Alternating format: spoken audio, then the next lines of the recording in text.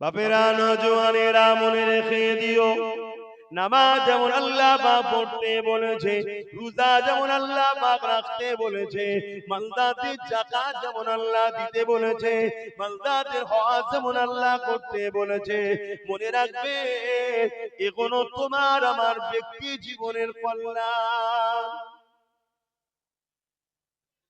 এ উম্মতে মুহাম্মাদি, আল্লাহ তোমাকে আমাকে দুটো কাজ দিয়েছে।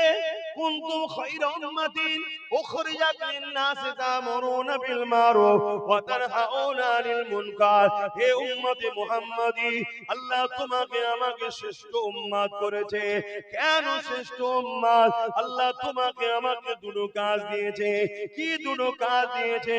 অন্যায়কে আল্লাহ জমিনের উপরে মিটিয়ে দাও, ন্যায়কে জমিনের উপরে প্রতিষ্ঠিত করো, অর্থাৎ জমিনের উপরে জুলুমকে মিটিয়ে দাও, জমিনের উপরে হিংসাকে মিটিয়ে দাও, জমিনের উপরে খুনকে মিটিয়ে দাও, জমিনের উপরে ধর্ষণকে বন্ধ করে দাও, জমিনকে নেশা মুক্ত করো, জমিনকে অত্যাচার মুক্ত করো, জমিনের এতিমদের খানার ব্যবস্থা করো, জমিনে অসহায়দেরকে আশ্রয় দাও, জমিনে বিধবাদেরকে মর্যাদা দাও, তাদের অধিকার দাও। এ যুবকেরা, তরুণীরা, বাপেরা, এই জমিনে কিছু মানুষ রয়েছে যারা গরিবদেরকে গোলাম বানাতে চায়, দাসী বানাতে চায়, বিধবাদেরকে এমন করে বঞ্চিত করতে চায়, এতিমদের উপরে জুলুম করতে চায়। এক কথায় তাদের ধারণা হলো গরিবের বাঁচার অধিকার নাই, তারা ইসলামের মূলত বিরোধী করে। কিন্তু তুমি আমি যদি রাসূলুল্লাহর প্রকৃত প্রেমিক হই, তাহলে তোমার আমার দায়িত্ব রাসূলুল্লাহ সুন্নাতকে পালন করা। আল্লাহ নবীর সুন্নাত ছিল, নবী আমার জালিমদের বিরুদ্ধে লড়াই করেছে, গরিব দুঃখী অসহায়দের পক্ষে দাঁড়িয়ে। আরো জোরে বলুন সুবহান। ইসলাম নামাজও দিয়েছে, ইসলাম খোদার পক্ষে খানা খাওয়াবারও কথা বলেছে। এই শুনছেন তো নাকি? চারিদিকে এখনো আওয়াজ বন্ধ হয়নি?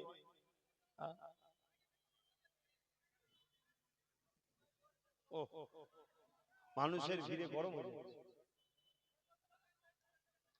শুনছেন তো? ওই মুসলমানটা ততদিন পর্যন্ত ইমানদার হতে পারবে না যতদিন পর্যন্ত সে সবকিছু থেকে রসুলকে বেশি না। জোরে বলো। মুসলমান আলাদা জিনিস আর ইমানদার মুসলমান আলাদা জিনিস। আমার কথাগুলো মন দিয়ে একটু শুনবেন। এসেছেন যখন কষ্ট করে, আর 1.5 ঘন্টা আমাকে সময় দেন, তাও অতক্ষণ মনে হবে না। শুনছেন? তাহলে মুসলমান সবাই যখনই কোনো বাচ্চা জন্মগ্রহণ করে ফিতরাতের দিক দিয়ে মুসলমান হয়েই আসে। যারা উলামা ভাই আছে তারা ভালোভাবে জানে, এটা শুনে রাখেন। আজকে প্রত্যেকটা শিশু যখন জন্ম হয় ফিতরাতের দিক দিয়ে মুসলমান হয়ে জন্ম হয়। মুসলমান তো সবাই, কিন্তু মুসলমানের মধ্যে 3টে কোয়ালিটিতে ভাগ হয়ে যায়। 1 নম্বর মুসলমান ইমানদার মুমিন মুসলমান, দ্বিতীয় কোয়ালিটি মুনাফিক মুসলমান, তৃতীয় গায়র মুসলমান। মুসলমান সবাই, শুনছেন তো নাকি?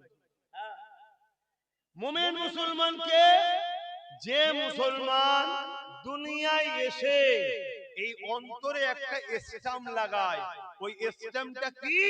লা ইলাহা इल्लल्लाह मुहम्मदुर रसूलुल्लाह, अल्लाह के सिवा दूसरा कोई माबूद ही नहीं, अल्लाह के सिवा दूसरा कोई माबूद ही नहीं, একমাত্র মালিক মাবুদ হলেন একজন আল্লাহ। এটা এখান থেকে বিশ্বাস করে নিওয়া। দ্বিতীয় নম্বর হলো মুহাম্মদ রাসূলুল্লাহকে রাসূল জেনে জানের থেকে বেশি ভালোবেসে আদবের সঙ্গে এখান থেকে মেনে নেওয়া। এই ইসলামটা যে লাগায় সে জান্নাতে যাবার ভিসা পেল।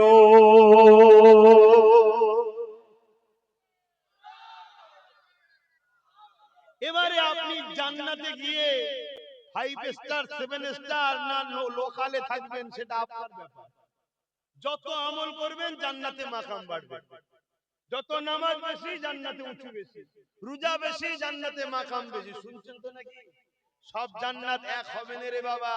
তুমি আমিও ইনশাআল্লাহ জান্নাতে যাব, বলো ইনশাআল্লাহ। অসুবিধা আছে? আল্লাহ বলেছে যে আমার উপরে আশা করে আমি তাকে নিরাশ করি। তাহলে আশা করবেন না কেন? বলো ইনশাআল্লাহ জান্নাতে যাব। কিন্তু খাজা হুজুরও জান্নাতে যাবে, এক ক্যাটাগরি হবে মনে হয়। এইটা তো মাথায় রাখা দরকার। তিনি কত ভিআইপি, তার জন্যই ভারতবর্ষে ইসলাম এসেছে। তাহলে এক হয়, আর আমাদের জন্য ইসলামের ক্ষতি হচ্ছে, তাহলে কি করে এক হয়? কিন্তু জান্নাত যেতে গেলে দুনিয়ার এক দেশ থেকে আরেক দেশে যেতে গেলে ভিসা লাগে না লাগে না? যত বড়ই ভিআইপি হোক ভিসা লাগবে না লাগবে না? এই মানুষটা হলো পাসপোর্ট, দুনিয়াটা হলো ভিসা অফিস। এই ভিসা অফিসের পেজ অন্তরে কলেমার স্টাম্প লাগাতে হবে, এটা হলো ভিসা অফিস দুনিয়া। তাহলে তুমি এবার এন্ট্রি হলে, এবার তোমাকে ইহরাম নিয়ে যেতে হবে, জামা কাপড় নিয়ে যেতে হবে, তবে তো আরবে যাবে, উমরা করবে, আর করবে, সব কাজ আছে।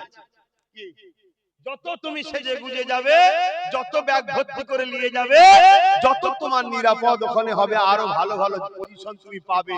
ডলার থেকে বা রিয়াল যত বেশি নিয়ে যাবে, তত বেশি তুমি কেনাকাটা করতে পারবে। বুঝাবার জন্য বলছি। দুনিয়ায় ঈমান আনার পরে যত ভালো কাজ করবে, নামাজ রোজা দাড়ি টুপি হজ যাকাত দান খায়রাত, যত ভালো কাজ করবে তত তোমার জান্নাতে মাকাম বাড়বে। ঈমান ঈমান ঈমান ঈমান কি? নবীর প্রেম ও আদব। কথা বুঝে আসছে? এবারে আমরা নবীকে ভালোবাসি কি ভালোবাসি না, এর প্রমাণটা কি করে বোঝা যাবে? এর প্রমাণটা বুঝতে গেলে আমার রাসূলুল্লাহর হাদিস শুনতে হবে। আল্লাহ নবী জানিয়ে দিল আমাকে কারা ভালোবাসে। নবী জানিয়ে দিলেন মান আহাব্বা সুন্নতি, যারা আমার সুন্নাতকে ভালোবাসে, ফাকাদ আহাব্বানি, তারা আমি রাসূলুল্লাহ আমাকে ভালোবাসলো। আর আমাকে যারা ভালোবাসে, আমি রাসূলুল্লাহ আমার সঙ্গে জান্নাতে যাবে। এ যুবকেরা তরুণেরা, রাসূলুল্লাহ সুন্নাত কোনটা? নবী যেটা করেছে ওটাই হলো নবীর সুন্নাত। নামাজ ফরজ আল্লাহ পাক করেছে, কিন্তু নবী পাক নামাজ আদায় করেছে, এটাও রাসূলুল্লাহ সুন্নাত। আমাকে আপনাকে নামাজ পড়তে হবে, কিন্তু মনে রাখবে নামাজ হলো ব্যক্তি জীবনের আমল। আমি আপনি নামাজ পড়েছি, এটা আমার কল্যাণ আপনার কল্যাণ। যে নামাজ পড়েন তার কোনো উপকার হবে? জোরে বলুন। যে নামাজ পড়েনি আমি পড়েছি, ও না পড়ার জন্য আমার কোনো ক্ষতি হবে না। এটা ব্যক্তিগত আমল। শুনছেন তো নাকি? আজ বুঝবেন না, আবার সমালোচনা হবে। কিন্তু যদি আমরা এই সমাজ থেকে নেশাকে বন্ধ করে দিই, কেন রাসূলুল্লাহ নেশার বিরুদ্ধে লড়াই করেছে, রাসূলুল্লাহ নেশাকে বন্ধ করে দিয়েছে। আমার রাসূলুল্লাহ এলান করে দিল, এ মানুষেরা শুনে রেখে দাও, মদ হারাম হয়ে গেছে, শরাব হারাম হয়ে গেছে। সাহাবা হুজুররা বলতে লেগেছে, ওই দিন দেখা যায় মক্কা মদিনার বিরেন গুলো দিয়ে পানির মতো করে মদের স্রোত যেতে লেগেছে। তার মানে তারা সেদিন থেকে ছেড়ে দিতে লাগলো। এ যুবকেরা তরুণেরা, আজ উম্মতে মুহাম্মাদি দাবি করি, আমার রাসূলুল্লাহর মিশন ছিল এই সমাজকে মদ মুক্ত করতে হবে। আজ কোটি কোটি টাকার মদ ব্যাপারী যারা রয়েছে, তারা ইসলামের বিরোধী করতে লেগেছে। কেননা ইসলাম যদি প্রতিষ্ঠিত হয়, ইসলাম যদি আরো বাড়ে, ইসলামের যদি প্রচার থাকে, ইসলাম মদের বিরুদ্ধে, ইসলাম নেশার বিরুদ্ধে, এই জন্য তারা ইসলামের বিরোধী করতে লেগেছে। কিন্তু ইসলাম মদের বিরোধী কেন করেছে? মদ যদি আপনি খান, শরাব যদি আপনি খান, আপনার কিডনি নষ্ট হবে, আপনার লিভার নষ্ট হবে। এই মদের কারণে দেখা যাচ্ছে সমাজের ক্রাইম বেশি হচ্ছে। 100টা যদি ক্রাইম হয়, 80 থেকে 85টা হলো মদের কারণে। 100টা যদি অ্যাক্সিডেন্ট হয়, 80 থেকে 85টা মদের কারণে। 100টা নারীর সংসারে যদি তালাক দিবস পড়ে যায়, সংসারে যদি অশান্তি হয়, এর জন্য 80-85টা মদের কারণ।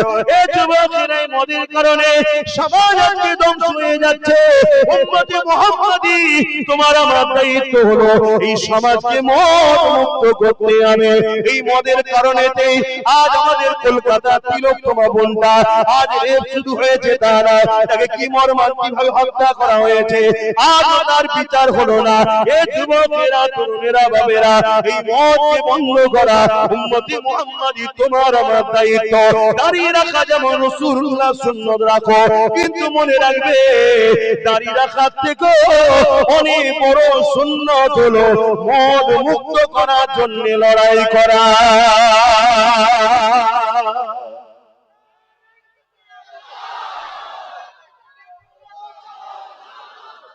শুনছেন তো?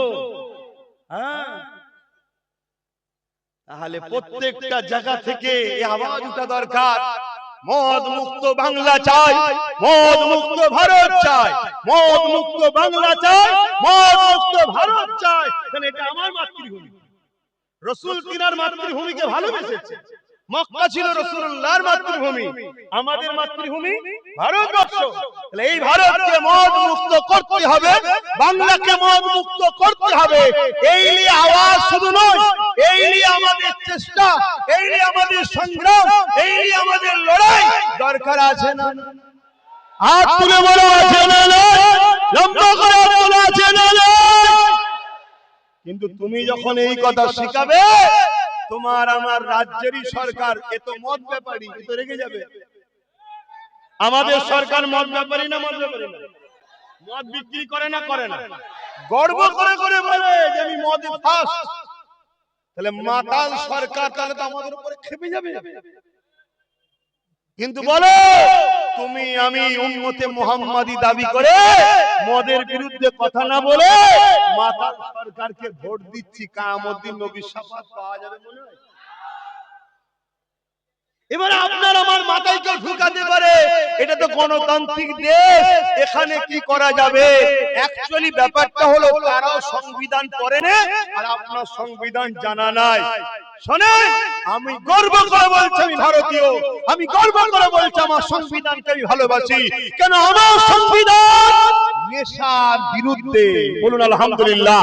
তাহলে এমন একটা দেশে আমরা বসবাস করছি যে দেশে আমার কোরআন মদের বিরুদ্ধে, আমার রাসূল মদের বিরুদ্ধে, আমার দেশের সংবিধানটা নেশা মদের বিরুদ্ধে। তাহলে মদ বন্ধ হওয়া দরকার আছে না?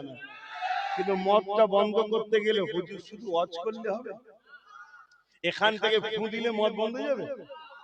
তার জন্য তাহলে আমাদেরকে তৈরি হতে হবে।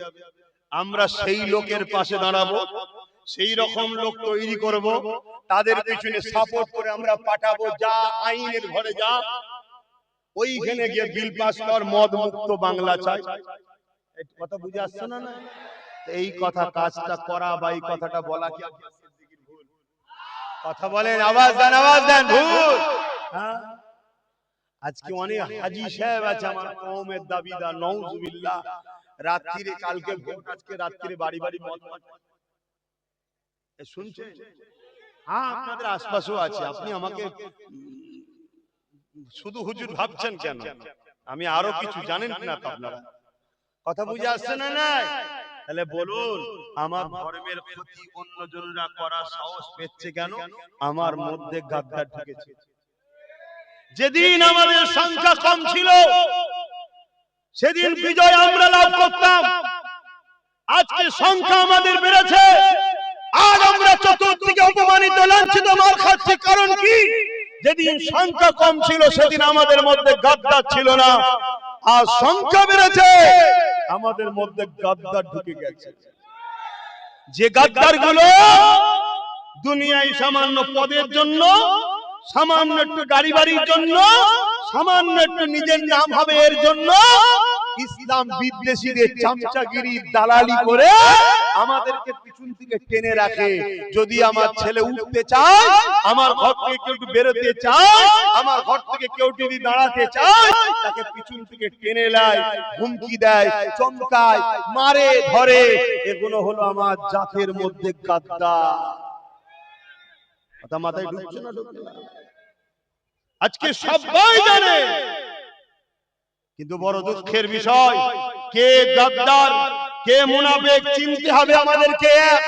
দ্বিতীয় নম্বর, কারো হুমকি চমকানো দেখে ঘাবড়ে গেলে তোমার আমার বাচ্চা কোনো তাহলে কিন্তু চোখ থাকতো কানা, মুখ থাকতো বুবা, কান থাকতো কালা হয়ে যাবে। কথা শুনছেন? আর আমার আল্লাহ আমাদেরকে যে দুটো কাজ দিয়েছে, ওই দুটো কাজ যদি না করি আল্লাহ ছেড়ে দেবে?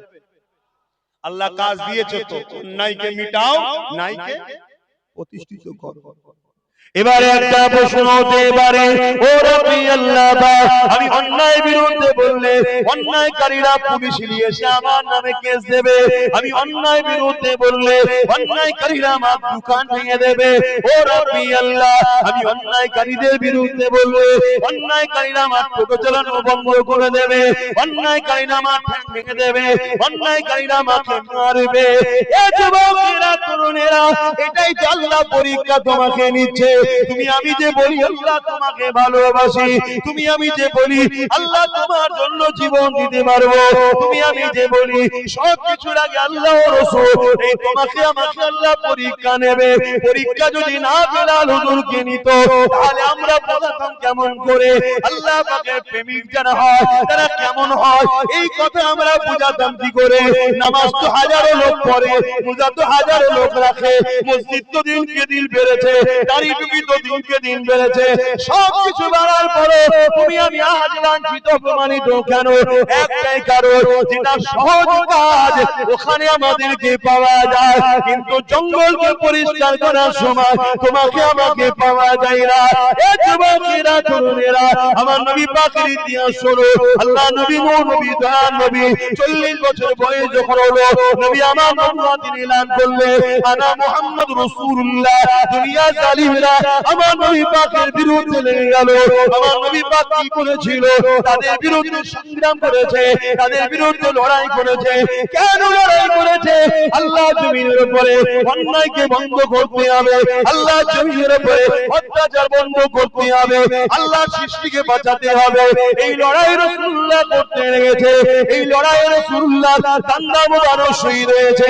এই লড়াই রাসূলুল্লাহ শরীরে খুন পর্যন্ত ঝরেছে। এই লড়াই রাসূলুল্লাহ তায়েফের জমিন অজ্ঞানে পড়েছিল। এ যুবকেরা, তরুণেরা, নামাজ পড়তে যাওয়ার জন্য নবী মার খাইনে, রোজা রাখতে যাওয়ার জন্য নবী মার খাইনে, নবী মার খেয়েছে অন্যায়কে বন্ধ করার জন্য।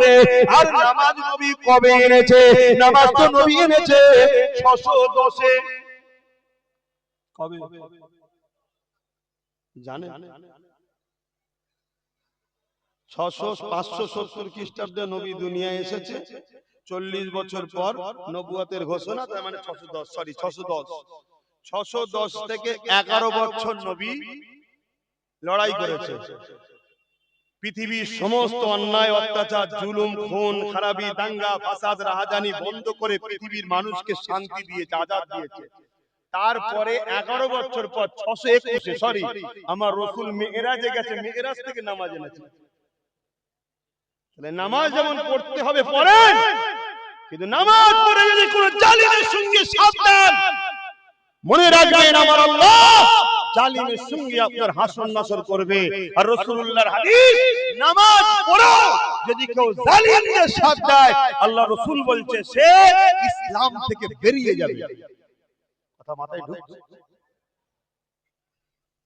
আজকে এই জমিনের উপরে কোটি কোটি এতিম কাঁদছে, এই জমিনের উপরে কোটি কোটি বিধবার ইজ্জত লুটা হচ্ছে, এই জমিনের উপরে কোটি কোটি নারী অবহেলিত হচ্ছে।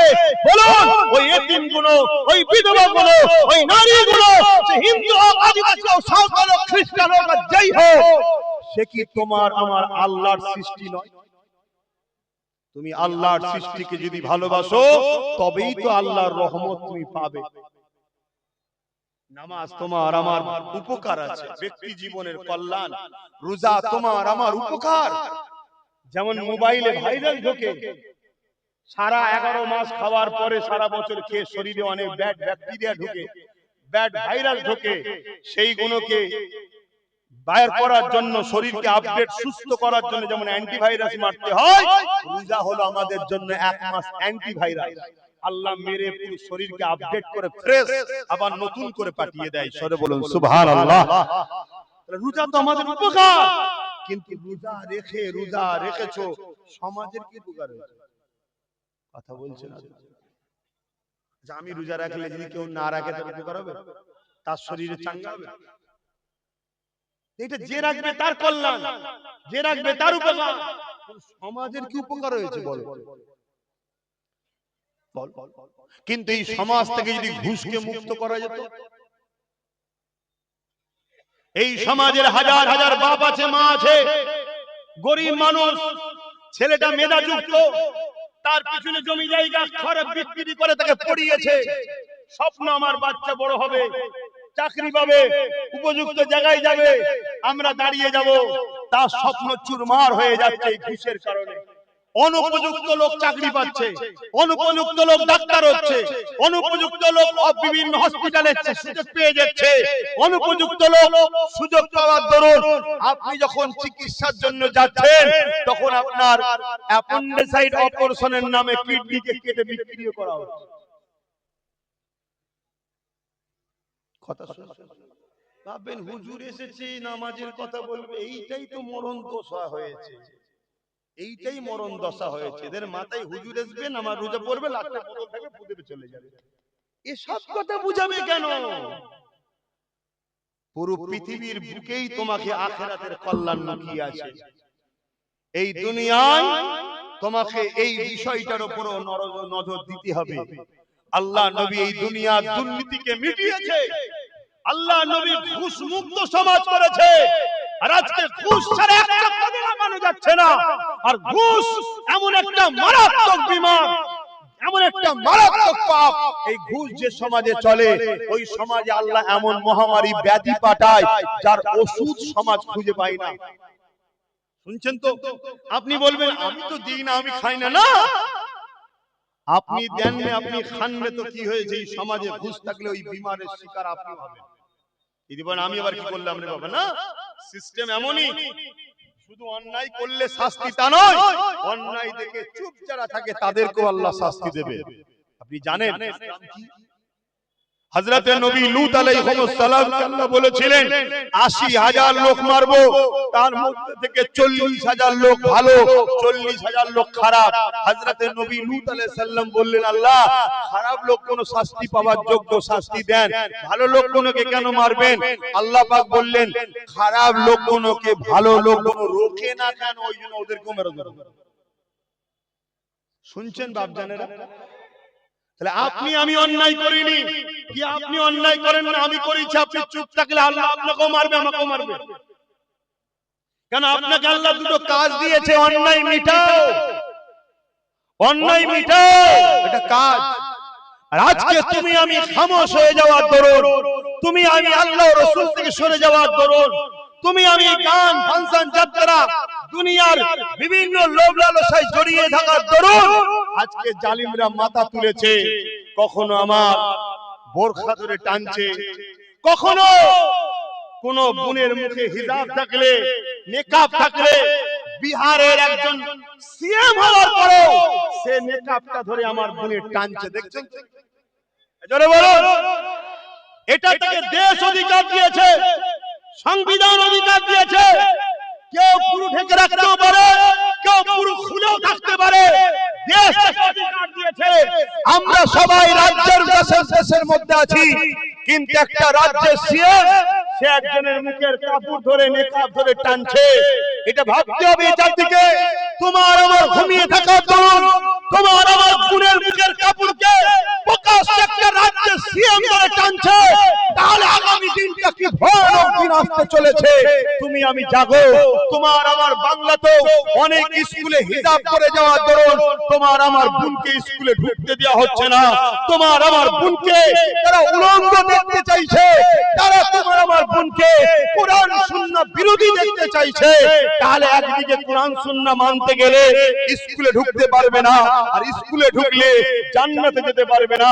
এই বিচখানে দাঁড়িয়ে থেকে এই যুব সমাজকে প্রশ্ন করছি, দেশ যখন রাইট দিয়েছে যে যেভাবে থাকতে পারে, তাহলে এদের অধিকার কে দিল তোমার আমার পছন্দের উপরে আঘাত দিবার? তাই করো। তুমি আমি ঘুমোচ্ছি তাই এরা এই অধিকারটা পেয়েছে। আমার কথা বুঝছো তো ভাইরা? আমার যুবকরা বুঝছো তো? আজ হয়তো আমার কথা পছন্দ না হতে পারে, কিন্তু মনে রেখে দিও, গত 8 বছর ধরে বলছিলাম যে তোমার আমার অকাত যাচ্ছে।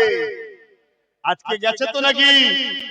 আজকে বলে যাচ্ছি, যদি আজ না জাগো, কাল তোমার স্ত্রী তোমার থাকবে না, কাল তোমার বেটি নিরাপদে থাকবে না, কাল তোমার বাচ্চা নিরাপদে থাকবে না, কাল তোমার বাচ্চাকে পড়তে পাঠাবে, সন্ধ্যায় খবর পাবে লাশ কোথায় পড়ে আছে, কাল তোমার মেয়েকে পড়তে পাঠাবে, সন্ধ্যায় খবর পাবে রেপ হয়ে পড়ে আছে। যদি আজ না যাবো, কেন জঙ্গল যখন সমাজে গুন্ডা রাজ শুরু হয়, তখন কিন্তু সেই গুন্ডা রাজকে মিটাতে যদি না পারো, তাহলে কিন্তু তার আগুনে তোমার আমার ঘরের বাচ্চাদেরকে পুড়তে হবে।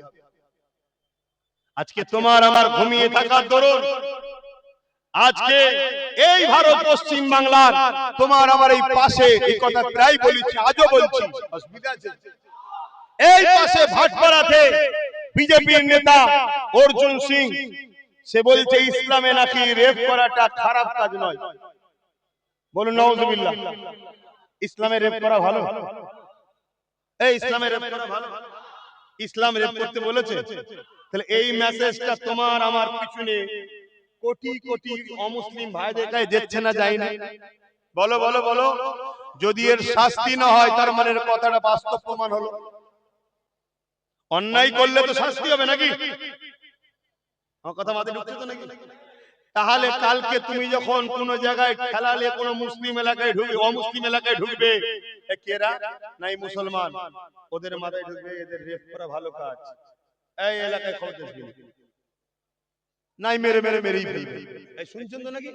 তুমি ট্রেনে উঠবে, কালকে লোক স্ট্রাইক করবে, এই মুসলমানদের ঘরে ট্রেনে উঠতে দেওয়া হবে না, এদের এদের এরা রেপ করে, এরা রেপ করা ভালো কাজ। এই কথা শুনছেন? তুমি জানো না তোমার পিছনে কি প্ল্যান হচ্ছে? সাপ দেখলেই মারো না মারো? জোরে বলো, সাপ দেখলে কি করো? বলো বলো। একটু সারা দিতে হবে, একা চিল্লালে হবে না। সাপ দেখলে কি করো? কেন মারো? এই কি করিস সাপ দেখলে? এই বাচ্চাদের ঘরে জিজ্ঞেস করিস কি করিস? একটু একটু ছেলে জানিস মারতে হয়? তাহলে ছোট্টবেলা থেকে এদেরকে ব্রেনে ঢুকিয়েছি আমরা যে সাপ মারার জিনিস। কেন? ও ক্ষতিকারক। তাই তো এই দেখে বাচ্চা কোনো বলছে মারি। তোমার আমার পিছনে কোটি কোটি লোককে ছোটবেলা থেকে ব্রেনে ঢুকানো হচ্ছে, আজ থেকে 60 70 80 বছর ধরে। মুসলমান মানে এদেরকে মেরে দিতে হয়, এরা খারাপ জিনিস। না হয় 60 70 বছরে মুরব্বিকে টেনে ধরে গালে চড় মারে একটা মেয়ে, কেন মারছে? তার মেন্টালিটিতে সেটিং হয়েছে মুসলমানকে মেরে দিতে হয়, মুসলমানকে শেষ করে দিতে হয়। যেমন সাপ দেখলে মারতে হয় তোমার আমার ব্রেন, তেমন মুসলমানকে দেখে মারো। এই প্ল্যানটা তৈরি হচ্ছে, অলরেডি হয়ে গেছে। তাই বিভিন্ন জায়গায় গণভিড়ের মাধ্যমে মারতে মারতে মারতে মারতে মেরে ফেলছে না ফেলেন? জোরে বলো। আমার বাংলাতেই ক্যানিং এ নিশ্চয়ই সোশ্যাল মিডিয়ায় দেখেছো, সিসি ক্যামেরায় ধরা পড়েছে, সে বেঁচে ছিল, তারপরও তার পায়ে দড়ি বেঁধে টানতে টানতে পাকা রাস্তার উপর দিয়ে নিয়ে গিয়ে তাকে মেরে ফেলা হলো। আমার বাংলাতে বাঁকুড়াতে গরু ব্যবসা করে মুরব্বি মানুষ, হাতে পায়ে দড়ি বেঁধে তাদেরকে কিভাবে পিটানো হলো। আমার বাংলাতে রিকশা চালক মুসলমান হওয়ার দরুন তাকে মারা হলো। আমার বাংলাতে থানার মধ্যে মুসলমান ছেলেদেরকে পিটিয়ে পিটিয়ে মেরে ফেলা হচ্ছে। কোথায় আছো তুমি? তাই বারবার বুঝিয়েছি, আজও বুঝাচ্ছি, এর জন্য দোষী যারা মারছে শুধু তারা নয়, তোমার আমার গাফলতি, তোমার আমার ঘুমিয়ে থাকা, তোমার আমার সজাগ না হওয়াটার জন্য দোষী। আমার কথায় একমত হতে পারছো তো নাকি? হোম মন দিয়ে শোনো, বুঝার চেষ্টা করো। আজকে অর্জুন সিং বলছে ইসলামে নাকি রেপ করাটা খারাপ কাজ নয়। ওর শেষ শাস্তি হয়েছে, ওর জেল হয়েছে। সরকার কে রয়েছে, ওদের পক্ষে না বিরুদ্ধে? জোরে বলো। সরকার তো বলছে আমি বিজেপির বিরুদ্ধে। যদি বিজেপির বিরোধী হয় তাহলে এই সুযোগকে ধরে জেলে ভরা দরকার ছিল না ছিল না? এত লোক কেস করলো তারপরেও ধরলো? জোরে বলো, ধরেনি। অথচ নওশাদ সিদ্দিকীকে সরকার 42 দিন জেল খাটালো না খাটালো না? কারণ কি? দাড়িওয়ালা টুপিওয়ালা নেতা হবি? দাড়িওয়ালা টুপিওয়ালা নেতা হবে কি রে? যেমন আজকে সরকার বলছে ঘুগনি বিক্রি করে খা, এটা এমনি বলে, অ্যাকচুয়ালি বুঝাতে চেয়েছে অন্য জিনিস। তোরা আমার নেতা হবে কি রে? তোরা তো ঘুগনি বিক্রি করে খাওয়ালো, তোরা তো নিচুই বসালো। তাদের ঘরে ছেলে একটা বড় হচ্ছে, নেতা হতে যাচ্ছে, সমাজকে চালাবে বলছে, দেশকে চালাবে বলছে, রাজ্যকে চালাবে বলছে, তাকে ধরে 42 দিন ধরে রাখতে পারলো, তার কিছুই দোষ নেই, কোনো প্রমাণই হলো না দোষ। কোর্ট থেকে তাকে জামিন করে দিয়ে খালাস করে দেওয়া হলো। কিন্তু আজকে এত বড় একটা ধর্মের বিষয়ে সংবিধান বিরোধী একটা ভারতবর্ষের দ্বিতীয় বৃহত্তম ধর্ম মান্যওয়ালাদের মানুষ মুসলমান ইসলাম এবং পশ্চিম বাংলায় মুসলমানরা যার সাথে, তারাই পশ্চিম বাংলার মসনদে বসে তাদের ধর্মের বিরুদ্ধে বিজেপির নেতা এত বড় কথা বললো, আমাদের রাজ্য সরকার তার বিরুদ্ধে কোনো ব্যবস্থা নিয়েছে? আর অথচ ওয়াকফ নিয়ে যাও আন্দোলন করতে, জামাল মসজিদ ভাঙতে দিচ্ছি না, দেবো না, কেন্দ্রের কালা শাসন মানছি না, মানবো না, মুদি হাটাও, দেশ বাঁচাও, অমনি দেখবেন মমতার পুলিশ তুলে যাবে। আরে আমি মোদির বিরুদ্ধে বলছি, তুলে যাচ্ছিস কেন? বলছে না, ওটা আমার দাদা হয়। শুধু বোকা আমরা রয়ে গেলাম, বাকি সবাই চালাক হয়ে গেছে, সবাই যে যার ঘর গুছিয়ে নিয়েছে, শুধু বোকা আমরা রয়ে গেলাম। আর এই বোকা এই জন্য হয়ে গেলাম কেন? আমাদের কাছে আল্লাহ ও রাসূলের আগে এদের ঘরে প্রাধান্য দিয়ে ফেলেছি। এজন্য আল্লাহ ও রাসূল আমাদের থেকে মুখ ফিরিয়ে নিচ্ছে। কথা মাথায় ঢুকছে? এজন্য বুঝুন, এখনো সময় আছে। ইসলাম নারীদেরকে মর্যাদা দিয়েছে না দেয়নি? আমি তো চ্যালেঞ্জের সাথে বলছি, ইসলাম নারীদেরকে এত মর্যাদা দিয়েছে, ইসলামের মোকাবেলা যদি কেউ করতে চাও, একজন কেউ আসো, এসে বলো যে ইসলামের থেকে বেশি নারীদের মর্যাদা আমি দিয়েছি, আমরা দিয়েছি, দেখো। ইসলাম নারীকে এত মর্যাদা দিয়েছে, ইসলাম বলছে কেউ যদি নারীকে রেপ করে তাকে গলা পর্যন্ত পুঁতে পাথর মারতে মারতে মেরে ফেলো। কেন? নারী হলো মায়ের জাত, যে পুরুষ মায়ের জাতকে সম্মান করতে জানে না, ও মানবরূপী পশু, পাগলা হয়ে গেছে, ওর বেঁচে থাকার এই সমাজে অধিকার নাই। এর নাম হলো ইসলাম। জোরে বলুন সুবহানাল্লাহ, আরো জোরে বলুন সুবহানাল্লাহ। আর যারা ইসলামের নামে মিথ্যাচার করছে, তাদের দলে রেপিস্ট নেতা আছে, তাকে যারা ধরছে না, রাজ্য সরকারও রেপিস্টদের বাঁচাবার জন্য সুপ্রিম কোর্টে কেস চালাচ্ছে। জানেন আপনারা? এই জানেন? এই কথা বলছেন আপনি না? মনে হলো হুজুর সব ঠিক আছে, এই সরকারের বিরুদ্ধে বলছেন কেন? এটা মনে হচ্ছে নাকি? সরকারের বিরুদ্ধে যদি বললে অসুবিধা হয়, তাহলে কোরআন শরীফ থেকে ফেরাউনের পাঠকে বাদ দিতে হবে, নমরুদের পাঠকে বাদ দিতে হবে। নাউজুবিল্লাহ, ফেরাউন, নমরুদ এগুলো সব রাজনীতির নেতা ছিল না ছিল না? তাহলে তাদের বিরুদ্ধে তো বলা যাবে না? ও, তাদের বিরুদ্ধে খুব বলে। কিছু মলি সাহেব আছে, ক্যাঁ ক্যাঁ করে চিল্লাই ফেরাউনের বিরুদ্ধে, বলছি তো মরে গেছে, কিছু করতে পারবে না। এগুলো জেন্ত ফেরাউন, এদের বিরুদ্ধে বলিসনি, কেস হয়ে যাবে। বলতে তো এদের বিরুদ্ধেই হবে, তবেই তো কোরআন শিখিয়েছে আমাদের ঘরে। কোরআন তো আমাদের জন্য রাস্তা দেখাচ্ছে যে আগে এই ঘটনা ঘটেছে, আবার এজিদ আসবে, তোমরা যদি হোসাইনি হও এজিদের সাথ দিও না। আবার নমরুদ আসবে, তোমরা যদি ইব্রাহিমের সন্তান হও নমরুদের সাথ দিও না। আবার ফেরাউন আসবে, তোমরা যদি মুসাকে ভালোবাসো তাহলে ফেরাউনের সাথ দিও না। এই তো কথা।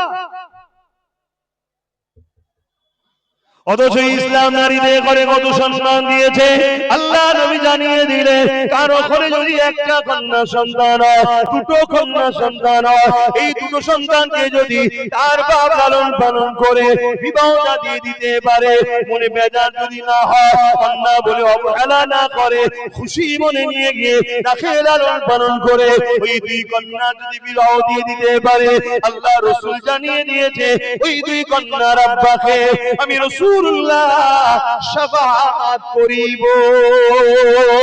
আল্লাহ নবী আরো জানিয়ে দিলেন, কারো ঘরে যদি একটা দুটো তিনটে কন্যা সন্তান হয়, ওই তিন কন্যার বাবা নারীগুলো পেয়ে যদি অশুভ মনে না করে, মন খারাপ না করে, নারীগুলোকে লালন পালন করে বিবাহ দিয়ে দিতে পারে, আমি রাসূলুল্লাহ জানিয়ে দিই ওই তিন কন্যার বাবা আর আমি রাসূলুল্লাহ আল্লাহর জান্নাতে দুটো আগুন তুলে দেখিয়েছে, পাশাপাশি থাকিব।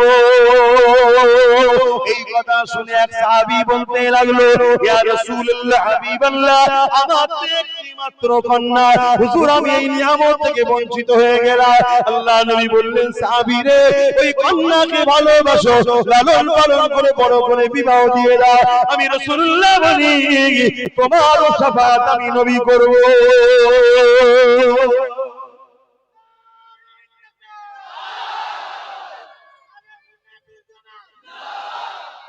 আজকে আমাদের ঘুমানোর জন্য, আমাদের ইসলাম থেকে দূরত্ব হওয়ার দরুন আজকে যে যা খুশি ইসলামের বিরুদ্ধে বলে নিচ্ছে। শুনছে, আজকে আবার কেন্দ্র সরকার একটা আইন তৈরি করেছে 2025-এ, ওয়াকফ কালা কানুন, শুনেছেন তো নাকি? আরে তুই সরকার দেশ চালা, তুই সরকার দেশের মধ্যে সন্ত্রাসী হামলা হচ্ছে, বর্ডারে কাশ্মীর হোক বিভিন্ন জায়গায় সন্ত্রাসরা হামলা করছে, তুই সেগুলোকে রুখবি, রুখতে তো পারছিস না, উপরন্তু দিল্লিতে এসে আবার সন্ত্রাস হামলা করে দিল। এইগুলো তো দেশের সরকারের কাজ চালানো, ঠিক না বেঠিক? মানুষ কি করে রুজি পাবে, চাকরি পাবে, দেশের বেকারত্ব কি করে দূর হবে, এটা তো দেখা দরকার।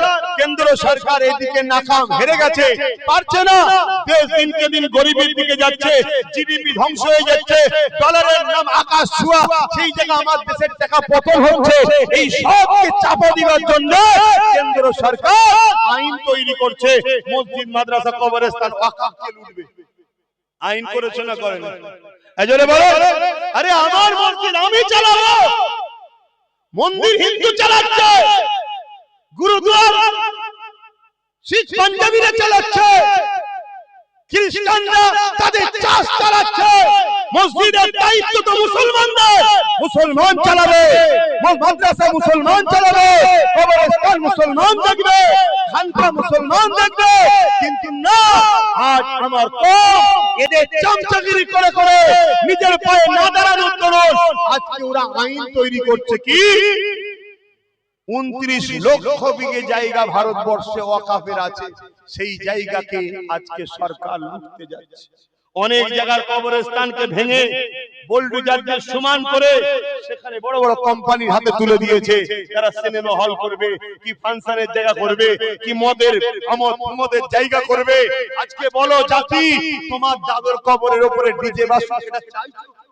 তোমার দাদুর কবরের উপরে পতিতালয় হোক, যেখানে মদের আড়র বলবে, নারীদের দেহ শোষণ করা হবে, এটা কি চাইছো? তুমি কি চাইছো তোমার মসজিদগুলোকে বুলডোজার দিয়ে ভেঙে দেওয়া হবে, বা ওই মসজিদকে সিনেমা হল তৈরি করা হবে, বা বর্তমান রাজ্য তৈরি করা হবে? এটা কি উম্মত তুমি চাইছো? কিন্তু রুখবে কি করে? কি করে রুখবে? তাদের হাতে ক্ষমতা আছে, তারা আইন তৈরি করে দিয়েছে, দিয়ে আজকে দখল করছে। রাজ্য সরকার বলেছিল কোনো চিন্তা নেই, আমার থাকতে ওয়াকফ হতে দেব না, সেই রাজ্য সরকারও আমাদের সঙ্গে বিশ্বাসঘাতক করেছে না করে না? এটা আবার যেমন করেছে না করে না? তাহলে কেন্দ্র সরকার যেমন আমার দিনের দুশমন, মসজিদ মাদ্রাসা কবরস্থানের দুশমন, রাজ্য সরকারও আমার দিন মসজিদ মাদ্রাসা কবরস্থানের দুশমন না দুশমন?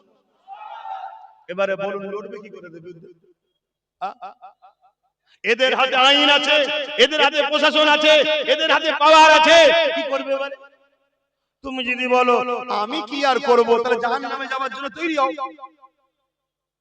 জাহান্নামে যাওয়ার জন্য তৈরি হও। তোমার হাতে আল্লাহ পাওয়ার দিয়েছিল, সেই পাওয়ারকে তুমি তাদের পিছনে খরচ করলে, যাদেরকে তোমার পাওয়ারে যারা ক্ষমতায় এসেছে তারাই তো তোমার দিনের দুশমন। আল্লাহকে জবাব দিতে হবে না? আমার কথায় কষ্ট পেচ্ছেন আপনারা? বেজার হচ্ছেন আপনারা? আমি 2008 আজ থেকে 8 বছর আগে থেকে বলছি যে মসজিদ যাচ্ছে, মুস্তাসা যাচ্ছে, কবরস্থান যাচ্ছে, ঈদগাহ যাচ্ছে। একদল আলেম উলামা আমাকে কত ছোট বড় কথা বলেছে, অনেকে আমাকে নানা রকম কথা বলেছে, বিভাজন করছে, হ্যান করছে, ত্যান করছে, কত কি বলেছে। তারপর হঠাৎ করে অনেকে অকাবলে হুড়োহুড়ি করলো, করার পর এখন সব ঠান্ডা কেন? ঠান্ডা কেন? মনে রেখে দেন, আল্লাহ ছাড় দিয়েছে, ছেড়ে দেয়নি। বাবরি মসজিদ আমাদের থেকে নিতে পারত না যদি আমার জাতের মধ্যে গাদ্দাররা বিক্রি না করতো মসজিদকে। তো ওয়াকফ এদের ক্ষমতা নেই আমাদের থেকে ছিনিয়ে নিতে পারে। এই আইনটা তৈরি হওয়ার পেছনেও আমাদের মধ্যে গাদ্দাররা লুকিয়ে আছে এদের সাথে। আগামী দিন আল্লাহর ঘর মসজিদ মাদ্রাসাকে বাঁচাবার জন্য আমাদের ঘরে লড়াইয়ের দরকার আছে না? না। কারা জান মাল দিয়ে লড়াই করতে রাজি আছেন? হাত তুলে সাক্ষীরা, হাত লম্বা করে তোলে, লম্বা করে হাত তুলে রাখেন। এবারে একটু ডায়ে বায়ে দেখেন কেউ হাত তুলতে বাকি আছে কি, একটু দেখে নেন, দেখে নেন। কেন মুনাফিক চিনতে হবে, গাদ্দার চিনা দরকার। যে ওয়াকফের পক্ষে নয়, মসজিদ মাদ্রাসার পক্ষে নয়, তারা কি আমাদের হতে পারে? জনগণ হতে পারে? যে ওয়াকফের পক্ষে, মসজিদ মাদ্রাসার পক্ষে, তারা আমাদের ঠিক না বেবি? এই আওয়াজ দিয়ে বলুন নারে